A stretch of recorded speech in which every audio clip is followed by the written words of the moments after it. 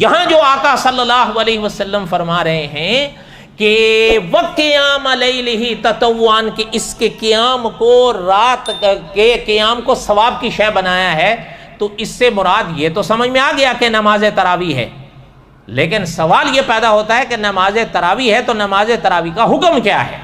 فرض ہے، واجب ہے، سنت ہے یا نفل؟ فقہاء نے لکھا ہے نہ تراویح فرض ہے، نہ تراویح واجب ہے، نہ تراویح نفل ہے، نہ تراویح غیر مؤکدہ سنت ہے۔ پیچھے کیا رہ گیا؟ مؤکدہ سنت۔ پھر دھیان دیں، نہ فرض ہیں، نہ واجب ہیں، نہ غیر مؤکدہ سنتیں ہیں، نہ نوافل ہیں، تو بھئی پھر یہ کیا ہیں؟ پیچھے تو ایک ہی چیز رہ گئی ہے اور وہ ہے پھر سنتیں۔ اس لیے مولانا انوار الحسن شیر کوٹی رحمۃ اللہ علیہ نے لکھا ہے کہ جو ان کو چھوڑے گا گنہگار ہو۔